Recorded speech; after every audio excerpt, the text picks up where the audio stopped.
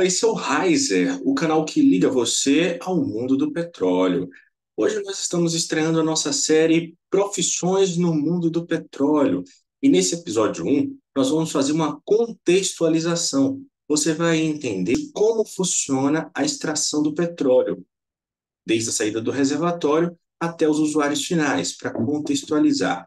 Nesse interim, nós falaremos sobre como as pessoas são importantes nesse ciclo de produção de petróleo.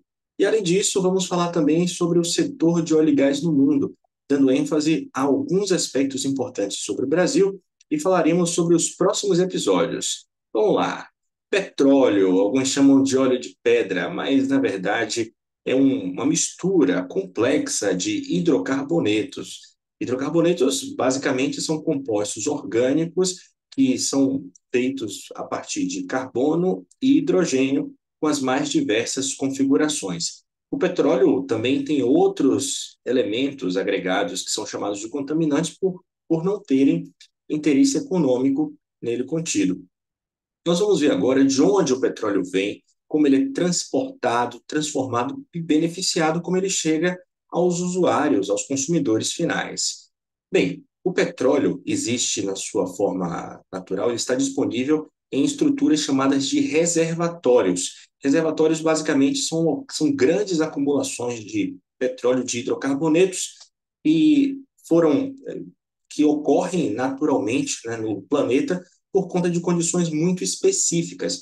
Quando a extração do petróleo se dá na parte continental, ela é chamada de uma extração onshore, mas as atividades que são realizadas no mar são as atividades offshore. Como é que a gente faz a extração desse petróleo? É através de uma estrutura construída pelo homem chamada de poço. O poço faz exatamente a ligação do reservatório de petróleo com a superfície ou com o assoalho oceânico, por exemplo. No poço estão contidos os equipamentos necessários para uma produção segura do petróleo. Através dele, que nós vamos fazer a instalação, por exemplo, da coluna de produção e seus acessórios, e na cabeça do poço, na parte superior, nós teremos posicionada alguns equipamentos que contribuem para a segurança, como, por exemplo, a árvore de Natal, um conjunto de válvulas que será importantíssimo para uma produção segura do petróleo. O escoamento do petróleo desde a cabeça ou a parte superior do poço, né? No caso de um poço submarino, até o local onde ele terá o primeiro processamento, serão os dutos. Esses dutos, quando estão no trecho horizontal, são chamados também de trecho flow line, e também tem alguns equipamentos que estão ali associados. E a parte vertical ou inclinada desses dutos é chamado de trecho riser, que dá nome ao nosso canal, pois leva esse petróleo até onde? Até as unidades estacionárias de produção, também chamadas de UEPs. E você talvez já tenha visto uma. São aqueles navios gigantes, por exemplo, que nós vemos nos comerciais, né? Existem vários tipos de UEPs e nós teremos mais informações sobre isso mais à frente. Mas o que queremos chamar a atenção aqui é que nessas UEPs é realizado o processamento primário do petróleo. Por quê? Quando essa mistura complexa de hidrocarbonetos é produzida, ele não vem sozinho. Também existem contaminantes e outros elementos de baixo valor econômico ou que não têm interesse econômico. Por exemplo, água. Você sabia que é produzida muita água junto com óleo? Então é dado um tratamento inicial, onde essa água é separada do óleo, em sua maioria, e é reinjetada no reservatório. Isso previne, né, danos ambientais e também ajuda a manter a pressão do reservatório, que é uma variável extremamente importante para a sua produção econômica. Um outro ponto que é feito nas unidades estacionárias de produção é a retirada do gás. Note que entre os hidrocarbonetos ali produzidos, né, na corrente de petróleo, existe um grande percentual de gás que varia de campo para campo, de reservatório para reservatório. Então, esse gás é separado e ele pode ser reinjetado ou também explotado, que significa ser enviado para consumo em outra instalação. Ainda ele serve para a produção de energia da própria plataforma, se for o caso. Agora, em relação ao óleo, que é a nossa fração de interesse, algumas unidades estacionárias de produção têm a capacidade de acumular o óleo por alguns dias, mas depois de um tempo, esse óleo precisa ser enviado para o processamento em terra. Essa é uma etapa de escoamento. Ela pode ocorrer, por exemplo, através de um outro navio, um navio chamado de aliviador. Porque lembre, a unidade estacionária de produção fica lá paradinha, lá perto dos poços. E um outro navio pode fazer a coleta desse transporte e levar até a terra, onde ela irá para as unidades de tratamento. Mas também, se for o caso, pode haver o escoamento através de dutos, que são tubulações que conectam um conjunto de plataformas até as unidades em terra para o processamento. Chegando em terra, nós temos as plantas de processamento. Elas têm vários tipos. Basicamente, a função dessas plantas é beneficiar esses hidrocarbonetos, separando as frações de interesse e dando destinação comercial às mesmas. Existem tipos diferentes de plantas de processamento em terra.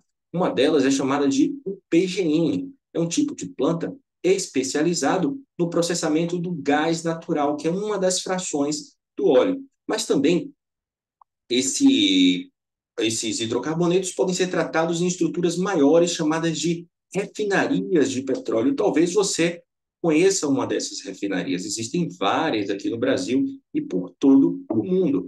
O que acontece na refinaria é dar o tratamento no óleo para que ele tenha uso comercial. Ninguém usa o petróleo na sua fase original, também chamado de óleo cru.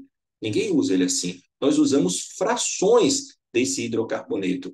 Então, a gente faz separações nas refinarias e onde são produzidas a gasolina, o diesel, o GLP, que é o gás de cozinha, e outras frações de interesse. Essas frações são, então, destinadas aos usuários finais, né, aos consumidores, através de distribuidoras, ou também as frações podem ser encaminhadas para plantas petroquímicas. Algumas frações, como, por exemplo, a nafta, têm aplicações muito específicas em plantas petroquímicas que farão a sua transformação para que os usuários finais possam ser beneficiados. Então, notou que o ciclo do petróleo é um ciclo que a gente consegue entender em linhas gerais. Mas um ponto onde queremos chamar atenção é onde existem as pessoas, onde as pessoas estão trabalhando, onde é que elas ficam trabalhando nesse ciclo todo.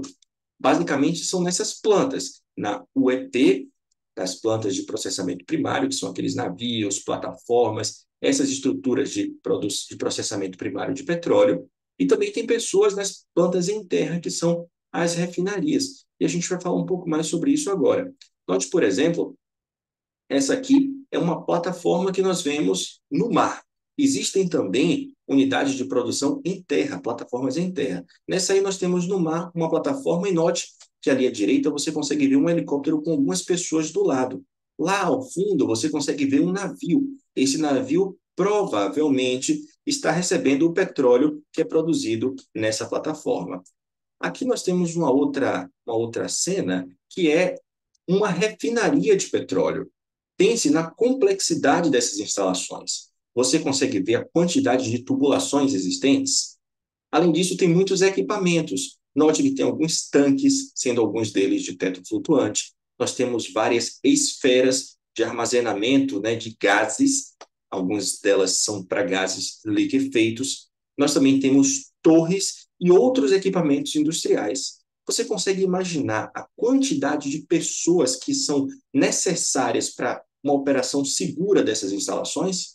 Pois bem, são pessoas de alta qualificação técnica, tanto para fazer a operação, como também para fazer a manutenção, reparos, paradas de manutenção e outras aplicações.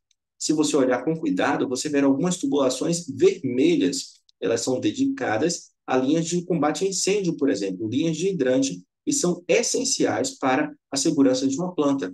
Pessoas especializadas, chamadas de brigadistas, normalmente são técnicos da própria planta que se voluntariam para essa função, acabam operando essas unidades se necessário. Além disso, os técnicos de segurança têm uma visão ampla sobre o processo. Agora, não podemos esquecer das pessoas que trabalham na parte administrativa. Aliás, na indústria do petróleo, é comum que os prédios administrativos, né, localizados nos centros urbanos, sejam algumas das instalações que chamam mais a atenção do público. Isso acontece no mundo inteiro. Na sua cidade, você tem alguma empresa de petróleo que tem um prédio bonito? Isso é bem comum. Nesses prédios trabalham as pessoas que fazem, por exemplo, a comercialização, ou seja, a venda do petróleo. Pessoas que fazem a gestão dos contratos, porque são muitos empregos diretos e indiretos que as empresas de petróleo geram. Além disso, existem pessoas da estrutura de governança e outros que fazem as mais diversas tipos de atividades em horário administrativo. Quando a gente pensa nos profissionais necessários e tendo em vista esse amplo espectro de atividades, nós vemos que são necessários empregar muitos engenheiros, engenheiros das mais diversas formações. Um profissional se destaca nesse meio que são os engenheiros de petróleo. São os engenheiros multidisciplinares que usam conhecimentos de química, física, mecânica, que são essas matérias mais comuns às outras engenharias, aplicadas a esse universo do petróleo. Os geocientistas, que são especialistas nas ciências da Terra, também têm uma aplicação muito interessante para achar onde estão as prováveis acumulações de óleo. Além disso, muitos profissionais de administração são necessários. E não podemos esquecer dos profissionais de TI, já que a indústria do petróleo é uma das que mais consome recursos computacionais do mundo. Você sabia que para o processamento dos dados geofísicos são necessários alguns dos maiores supercomputadores do país? Nós falaremos um pouco mais sobre isso em breve. Mas o ponto que nós queremos destacar aqui nessa série de profissões são aquelas profissões técnicas de nível médio. E aí eu chamo a atenção para os técnicos de manutenção, técnicos químicos de projeto, de segurança de operações de processo, técnicos administrativos, técnicos de enfermagem e outros técnicos. O motivo de falar sobre isso é por conta também de que muitos foram contemplados com o edital do processo seletivo público da Petrobras em 2023. Note que foram 12 ênfases diferentes contempladas. Muitas pessoas têm dúvidas sobre como é a carreira desses profissionais, como é a progressão de carreira, ou seja, até onde eles podem chegar. Em que tipo de regime de trabalho eles costumam estar engajados? Como esses profissionais podem se posicionar na indústria do óleo e gás? Nós responderemos essas dúvidas nessa nossa série de profissões. Nós falaremos mais sobre cada uma dessas profissões e, com certeza, você vai ser muito beneficiado por esses conhecimentos. Além dos profissionais já citados, nós temos também os profissionais de saúde, que são médicos, psicólogos, enfermeiros, nutricionistas e muitos outros para atender esse grande público. E lembre que essas unidades de instalação de processamento de petróleo muitas vezes estão. Então, a indústria do petróleo precisa de muitas pessoas que trabalhem com o transporte aéreo, muitas pessoas que trabalhem também com o transporte em navios, muitas pessoas que trabalhem com o transporte terrestre. Então, esses profissionais de transporte são muito empregados. E muitos outros de apoio logístico. Lembre que uma estrutura de hotelaria é montada para atender as pessoas da plataforma. Uma plataforma dessa que nós vemos, às vezes, emprega um número de dezenas ou centenas de pessoas nas suas atividades. Então, é necessário, sim, ter uma estrutura para que elas possam dormir, se alimentar e façam as suas atividades, que elas vivam normalmente pelo tempo de trabalho, ou seja, enquanto estão embarcadas. Então, muitas profissões de apoio são requisitadas. Nessa série, nós falaremos mais sobre as profissões de nível técnico, nível médio.